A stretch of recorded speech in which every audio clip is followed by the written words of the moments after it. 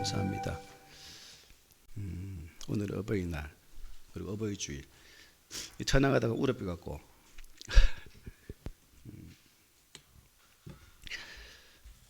어버이 사랑, 하나님 사랑이죠.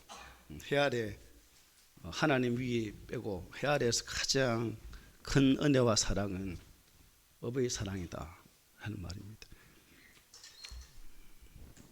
이 세상에서 수만 마디의 말 중에서 가장 고귀한 단어가 아버지, 어머니라는 단어라고 합니다.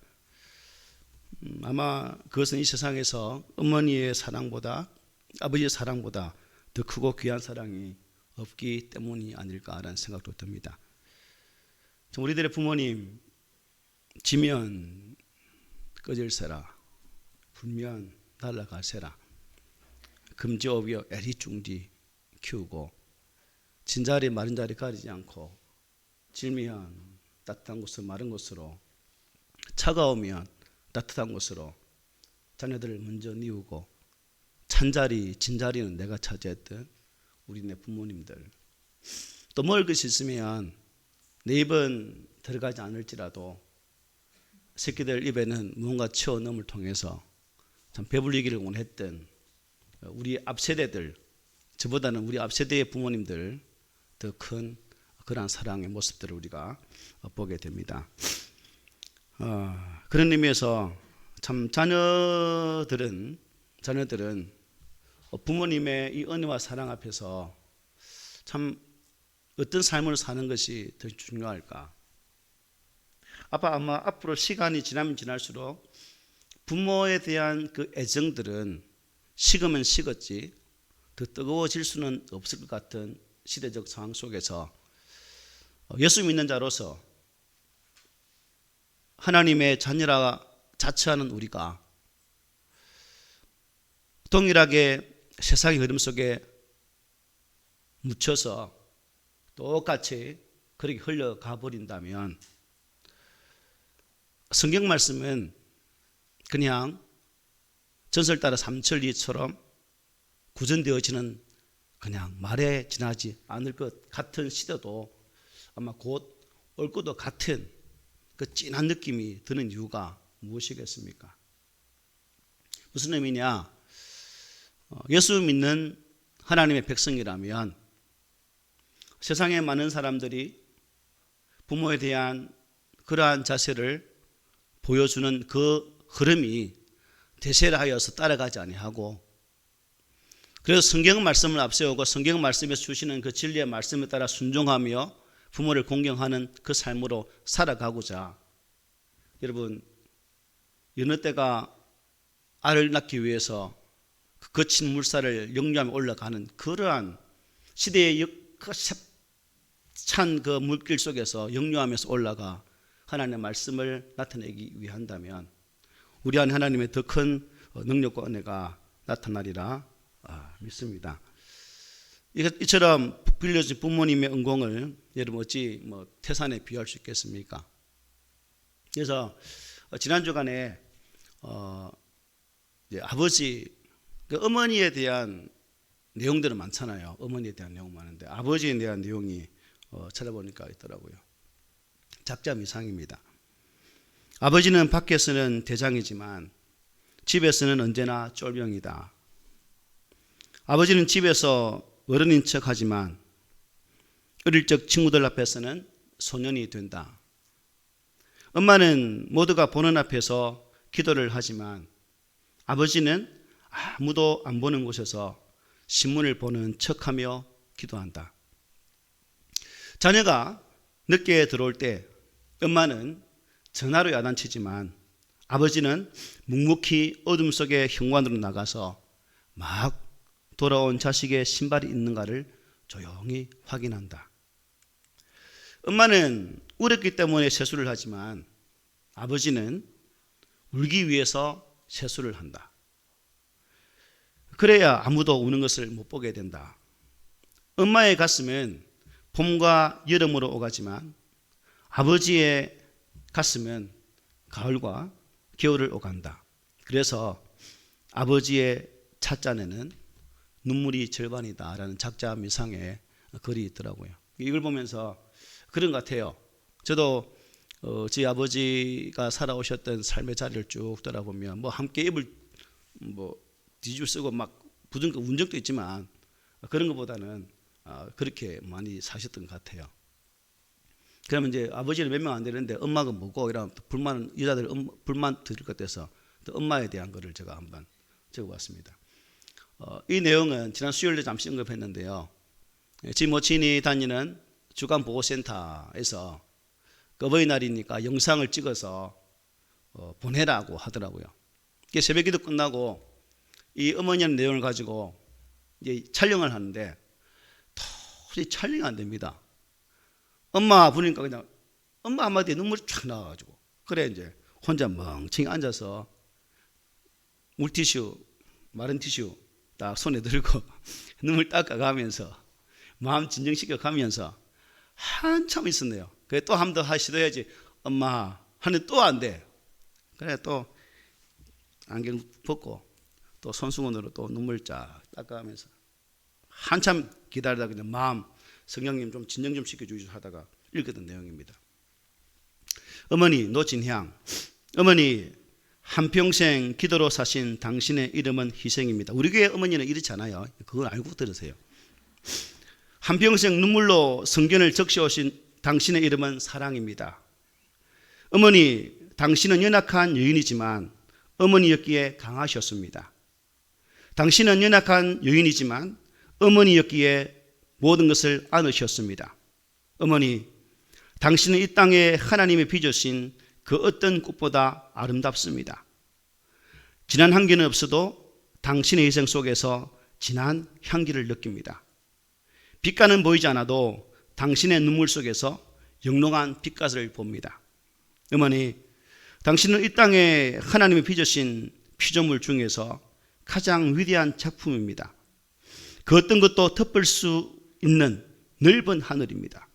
그 어떤 것도 품을 수 있는 넓은 바다입니다. 어머니, 당신은 그 누구도 흉내낼 수 없는 영적 거장입니다. 라는 시였어요. 이거 읽으면서 항상 내가 어버이날 때마다 빗대잖아요. 우리 교회 어르신들은 기도를 안 하기 때문에 이와는 전혀 상관이 없는 자들이라고 항상 말을 하잖아요. 반성해야 되겠죠?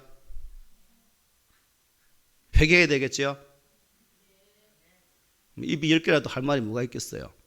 기도하지 않는 엄마인데 당신은 영적 거작입니다. 당신은 영적 쫄병입니다라고. 오늘은 야단치는 게 아니고 있는 것 자체에 감사해요. 엄마로서 어머니로서 아버지로서 존재하고 계신 그 자체 때문에 아들로서 목사지만 아들뻘로서 우리 어버이들에게 이 시간 사랑합니다. 사랑합니다. 더 큰 사랑으로 사랑하고 사랑합니다. 네. 우리가 사는 이 시대 여러분 참 변화무쌍하죠. 요즘은 더 시대가 빠르게 변화되는 시대에 우리가 살고 있습니다.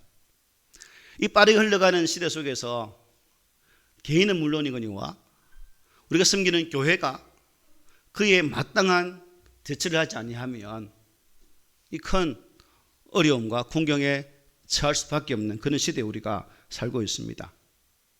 특별히 참 그동안 겪어보지 못했던 이놈의 코로나라는 이것 때문에 참 우리 총회에서는 옛날에 어떤 법 그게 있었냐면요, 영상 예배는 예배가 아니다라고 이렇게 판결 내렸거든요.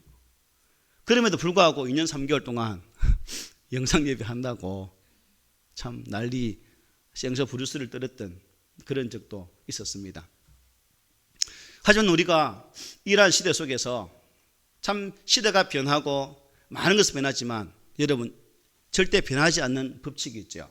바로 그게 자연법칙입니다. 자연법칙은 조그만 것이라도 때가 되면 착착착 그 질서에 따라서 움직이는 모습들을 많이 보게 되지 않습니까? 물은 여전히 영도에 쓸고 백도 되면 팔팔 끓습니다. 그리고 변하지 않는 또 하나가 있죠. 그것이 바로 도덕법칙입니다. 도덕법칙 중에서 제일 이름 무엇일까요? 자녀는 내 부모를 공경하라는 말씀입니다.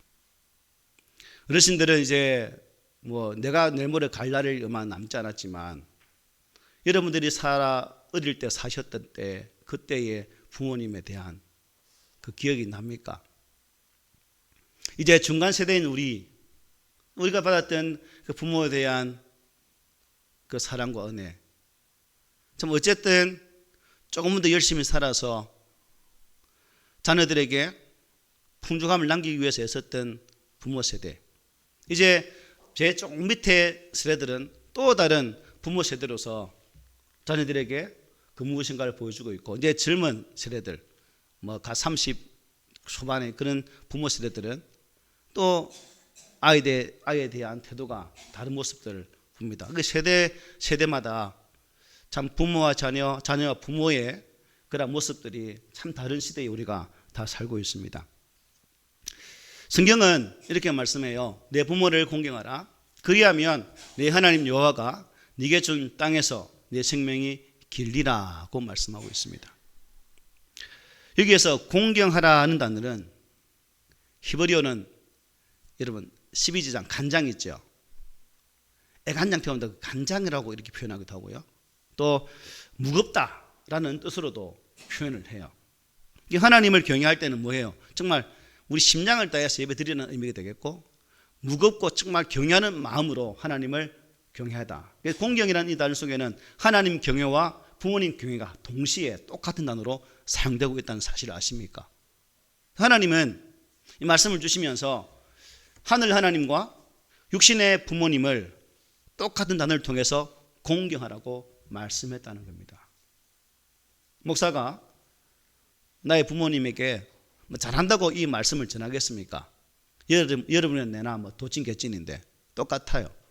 내가 잘하는 게 똑같지만 이러한 주의를 통해서 다시금 그 어머니의 존재가 무엇인가, 아버지의 존재가 무엇인가, 또 자녀들은 내 부모가 이런 분이기 때문에 비록 내 삶 속에서 나와 맞지 않는 모습이 있을지라도 성경 말씀에 순응하여 사는 것이 내가 부모에 대한 태도를 바르게 고치는 것이 합당한 자세구나 하는 겁니다. 청년들, 니들이 잘할 수 있는 게 아니고 우리 학생들, 우리 중고등부, 초등부 친구들, 너희들도 너희 스스로가 태어난 게 아니라는 거야. 다 부모님이 계셨기 때문에 부모라는 존재가 나를 지금까지 이렇게 인도하여 주시고 사랑해 주셨기 때문에 내가 존재한다는 이 사실만큼은 여러분이 한 줌의 제가 되는 그날까지 잊지 않고 살았으면 참 좋겠다는 그런 생각이 듭니다. 여러분, 사람과 동물의 차이가 뭘까요? 수아야, 사람과 동물의 차이가 뭐라 생각하니? 뭘까? 부모님의 은혜를 아는가 모르는가? 동물도 반표주의라고, 까마귀도, 동물도 부모에 대한 정이 있어요. 그죠? 또 동물들 보면 새끼들 간혹 유튜브에 그 어미 짐승이 새끼 짐승에게 하는 모습 보면 너무 간절해요. 애절해요. 그걸 보면서 인간들이 만물의 영장이로 하면서 짐승보다 못한 인간이 참 수두룩빽빽했구나는 그런 생각도 많이 해요. 우리는 그 수두룩빽빽 속에 포함 안 되지요? 내 눈을 피하지 말라. 왜 피하니? 그래서 우리가 이런 것을 보면서 좀 더 하나님 앞에서 나의 부모, 나의 그 삶 속의 중심이 되시는 그분들을 잘 섬기는 자세가 필요하다는 거예요. 요즘 늙고 병든 부모를 요양원에 데려놓고 찾아오지 않는 자들도 많잖아요. 저도 저 역시도 저희 모친한테 어떤 농담을 주고받냐면, 죄송합니다, 글러서 들으세요. 엄마, 나중에 나를 보고 우리 모친이 하는 말이에요. 나를 목사님 보고 아저씨 누구예요? 그러면 어떻게 하지? 이렇게 질문하거든요. 그러면 병 가야지. 이런 농담을 주고받습니다. 그러면 같이 죽는다고 웃으자고 반피 아들, 반피 엄마 하면서 이렇게 많이 웃습니다. 엘빈 토플러가 제3세 사회 물결에서 앞으로 노인들만 모여 사는 집단이 생긴다는 것을 요구한 바가 있습니다. 지금 노인들이 모여 사는 어디요? 실버타운이 생기고 뭐 그런 것이 많이 생기잖아요. 헨리 나우에는 아버지가 없는 세대가 올 것이라고 말한 바 있습니다. 진짜 그 예측대로 비혼모, 사유리가 비혼모죠.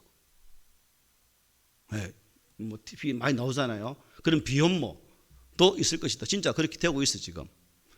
결혼도 안 했는데 남편은 없는데 애가 있는. 어쨌든 뭐 그런 시대에 우리가 살고 있습니다. 바울은 말세의 특징 중 하나가 부모님을 거역하는 일이 성행한다라고 했습니다. 바로 우리 이런 시대에 살고 있다는 거예요. 그러나 성경에서 부모님을 공경하라고 순종하라고 성경은 주기차게 말씀합니다. 잠언 1장 8절로 9절에서 이것은 우리 자녀된 세대들, 우리 초등부, 중고등부 친구들만 읽어봅시다. 시작. 중고등부, 유초등부 친구들 시작. 글 몰라? 한국 모르니? 시작. 내 아들아, 네 아비의 훈계를 들으며 내 어미의 법을 떠나지 말며 이는 내 머리에 아름다운 관이요 내 목에 금사슬이니라. 왜 말을 안 하니? 골로새서 이렇게 말합니다. 자녀들아, 모든 일에 부모에게 순종하라. 이는 주 안에서 기쁘게 하는 것이니라 하고 말씀해요. 그러면 여러분, 우리가 왜 부모님을 공경하고 부모님에 대해서 순종해야 될까요? 왜일까요? 그것은 부모님은 모든 질서의 가장 기초가 되기 때문입니다. 가장 가정 속에서부터 세상의 질서가 이루어지기 때문에 가장 기본적인 것이기 때문에 그렇다는 거예요. 인간이 세상에 태어나서 먼저 만나는 분은 누구예요? 부모님입니다. 그럼 어떤 말은 말하겠죠? 아니죠. 산부인과에서 낳기 때문에 의사를 먼저 만나는데요. 그런 물리적인 방법이고 실제적인 방법은 부모라는 거예요. 부모를 만나고 그 다음에 이제 형제들을 만나고 친구 집단을 만나고 학교에 가게 되고 이렇게 이제 되어지는 거죠. 부모님을 공경하는 사람이 여러분 사회에 나가서도 건강한 시민이 될 수가 있습니다. 이거는 여러분도 아마 느낄 거예요. 내가 부모의 관계가 좋고 훌륭한 사람이면 여러분 살아가는 삶의 자리에서도 그 관계성은 아주 뛰어날 겁니다. 그러나 내 부모와의 관계가 깨어진 상태라면 사회에서 별로 관계성이 뛰어나지 않는 그런 사람일 거예요. 교회에서도 마찬가지죠. 이거는 하나의 공식과 똑같아요. 어떤 목회자의 수기를 읽은 책이 있는데 목사를 괴롭게 하는 사람들의 공통점이 무엇일까라는 내용이었습니다. 부모님과 관계에 문제가 있더라는 내용이었습니다. 부모님을 미워하고 거역하는 사람이 많을수록 사회는 혼란에 빠지게 된다. 사회 질서는 부모를 공경하고 순종하는 데서 시작된다라고. 그러므로 그분은 부모님에게 순종하라는 이 계명이 사회 질서의 기초가 된다라고 말을 합니다. 다시 말해서 가정에서 부모님에게 순종하고 존경하는 자녀는 사회에 나가서도 존경할 사람을 존경하고 순종할 사람에게 순종을 하더라는 것입니다. 그리고 결혼하면 어떻게 해요? 아내와 남편의 금실이 좋더라 하는 것입니다. 따라서 부모님을 공경하는 것이 모든 질서의 기초가 됨을 우리가 가슴이 잘 새기기를 바랍니다. 그리고 부모님에게 순종하는 것은 부모님이 바로 나의 생명의 은인이기 때문입니다. 이런 말이 있더라고요. 옛말에 어머니가 자식을 낳을 때 서대의 피를 흘리고 8섬 너말의 젖으로 키운다. 이건 설교 나오기 전에 지금 모친이 물었어요. 엄마 이게 맞나? 맞지? 우름방 맞고 맞는 거거든요. 8섬 너말이 요즘 우유를 키우면 8섬이 안 들어가겠지만 어쨌든 모유를 통해서 먹는다는 거죠. 그러니까 성경은 주 안에서 부모에게 순종하라고 말씀했습니다. 우리를 향한 은혜의 큰 두 강줄기가 있는데 하나는 하나님의 은혜고 하나는 부모님의 은혜라는 것입니다. 여러분,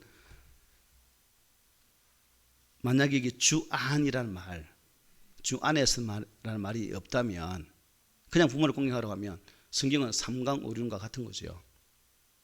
그냥 도덕책입니다. 그러나 성경은 도덕을 가르치는 도덕 그 이상의 뜻이 담겨 있는 책이죠. 주 안에서 너희 부모를 공경하라, 사랑하라. 예수님의 그 십자가의 사랑 안에서 순종하라는 말입니다. 예수님 안에서.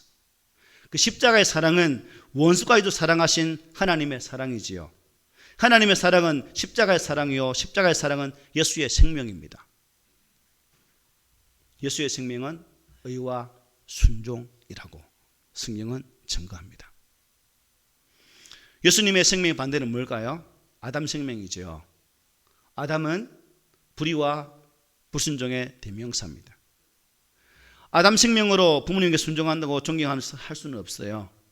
예수님의 생명을 소유한 거듭난 사람만이 부모님에게 순종할 수 있는 것입니다. 이런 말이 있습니다. 부모님이 나를 낳아주셨기 때문에 예수님을 믿게 되었고, 예수님을 믿어 하나님의 아들이 되었고 하나님의 자녀가 되었기에 예수 생명을 소유하여 영생을 얻게 되었다. 내 부모가 믿든 안 믿든 나를 낳아주었기 때문에 내가 존재하는 것이고, 이 존재됨이 있기 때문에 예수의 거룩한 생명을 만나게 되어졌다는 말이죠. 그렇습니다. 그렇기 때문에 부모를 미워해서도 또 사랑하지 않으면 안 된다는 사실입니다. 나를 잊게 한 존재이기 때문에. 우리가 어떻게 예수의 생명을 소유할 수 있습니까? 예수님께서 나의 죄를 지고 십자가에 죽으셨다는 사실을 믿고 고백하는 거 아닙니까? 그렇기 때문에 예수 처음 믿을 때 영접 기도를 하고 예수님께서 나의 죄를 위해서 죽으심을 감사한다는 고백을 드리고, 또한 예수님께서 원하시는 사람으로 만들어달라고 기도하면서 예수 그리스도를 내 인생의 주인으로 모셔드리는 작업을 하지 않습니까? 너무 중요한 거죠. 여러분, 그래서 전에 말씀드렸지만 엄마, 내 키가 왜 이렇게 작을까? 종자가 그러니까 작지라고 말씀했거든요. 왜 이 말씀하냐, 종자는 말씀을 하냐면, 예수 믿기 이전에는 우리의 종자는 생명의 열매가 맺히지 못하는 그런 삶을 살았어요.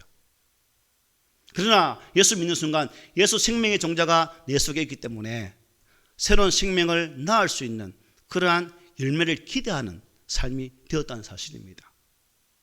우리 안에는 죄의 종자가 아니라 생명의 종자가 있다는 거예요. 때문에 나를 통해서 또 다른 생명을 낳는 이 작업들은 어떻게 해요, 여러분? 계속적으로 되어져야 할 우리의 이 땅의 지상의 거룩한 사명과도 같다는 사실입니다. 여러분, 주 안에서 내 부모를 공경하라. 육신의 부모가 예수를 알지 못하면 많은 걸림돌이 되죠. 제가 그랬거든요. 교회 가지 마라. 주일날 일해라. 무슨 돈이 있어서 헌금하냐? 니 물 것 없는데. 한숨이 나와요. 허리가 아파요.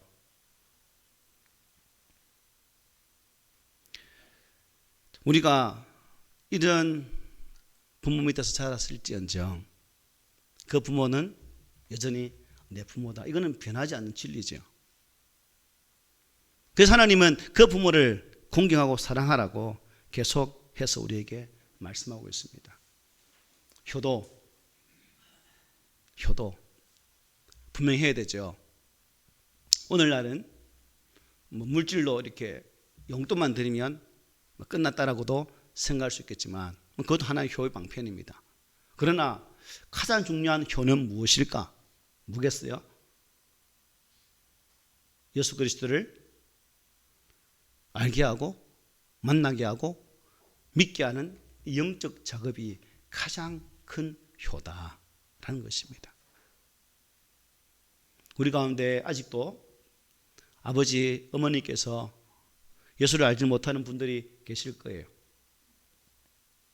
내가 만약 효를 하기를 원한다면 물질도 넉넉히 드릴 수 없는 그런 형편이 있겠지만, 그러나 내가 가진 것 가장 큰 이 생명, 예수 생명을 나누어줌을 통해서 이 땅에서 가장 큰 효의 그 일들을 감당하는 우리 교회 성도들이 되었으면 참 좋겠다는 생각이 듭니다.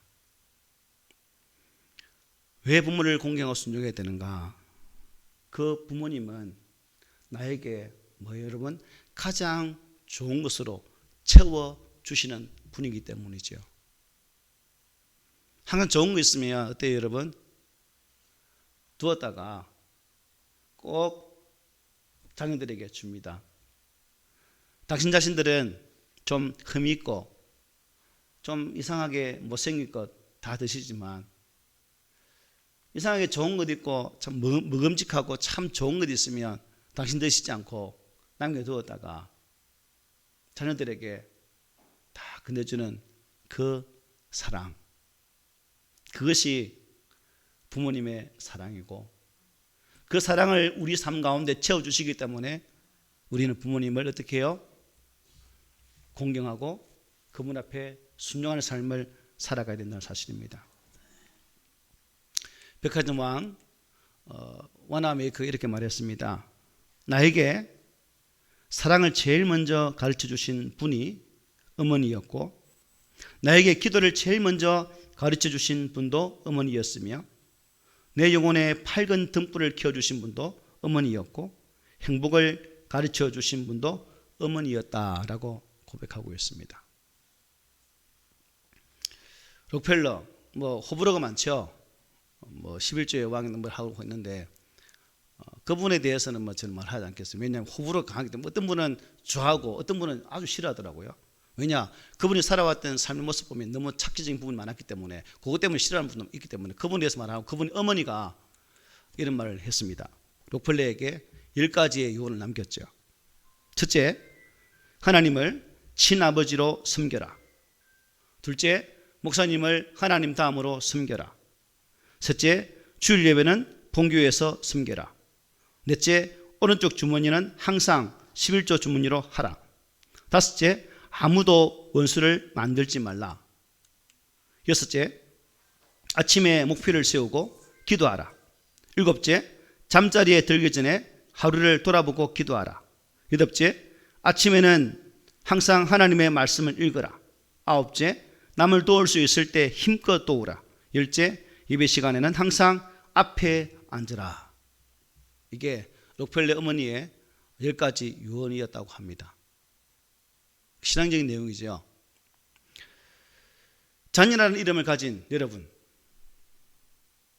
오늘 어버이 주를 통해서 나는 자녀로서 나의 부모님에 대하여서 어떠한 자세로 그분들을 섬겨오고 있고 그분들이 하시는 그 말씀 앞에 어떠한 자세로 대응해 왔는지 오늘 주신 말씀을 생각하면서 한 번쯤 돌아보았으면 합니다. 그리고 부모 세대들은 내가 만약 나의 자녀를 하나님 말씀 안에서 양육하지 못했고 또한 기도함으로 나의 자녀를 세우지 못했다면 오늘부터라도 그러한 모습으로 변화되어지는 것이 어떨까요? 자녀들아, 주 안에서 너희 부모에게 순종하라. 이것이 옳으니라. 이 은혜를 깨닫지 못한 데서야 어찌 사람이라고 말할 수 있겠습니까? 시편이 이렇게 말해요. 존귀하나 깨닫지 못하는 사람은 멸망하는 뭐가 또다? 짐승 같도다. 말씀 마치겠습니다. 이제는 우리 부모님은 살고 싶어도 더 살지 못할 그러한 날들 위해 서 계십니다. 또 어린 친구들은 아직도 부모님은 조금 더 청청함을 유지하고 있습니다. 하지만 흐르는 시간 잡을 수도 없고 또한 떠나가 버리면 후회만 남는 것이 우리 인생길입니다. 그런 측면에서 어린 친구들은 부모님 가까이 계실 때 더 사랑으로 순종하고 또 중년층에 계신 분들은 연로하신 부모님을 조금이라도 전날이라도 한번 돌아보고 살펴주는 그러한 자녀가 되시고 어르신들은 섬길 부모가 없다면 이제 그 부모, 즉 하나님을 섬기면서 자녀들을 향해서 정말 아름다운 그 믿음의 유산이 흘러갈 수 있도록 그런 신앙의 통로로 사용되어진다면 여러분 이 순환의 관계가 영적 순환 관계가 얼마나 아름답겠습니까? 우리 교회 속에 이러한 아름다운 영적 순환이 잘 순환되어서 하나님 보실 때에 정말 기쁨이 되어지고 그 기쁨이 우리에게는 큰 은혜와 복이 되기를 주의 말씀으로 권면합니다. 아멘. 하나님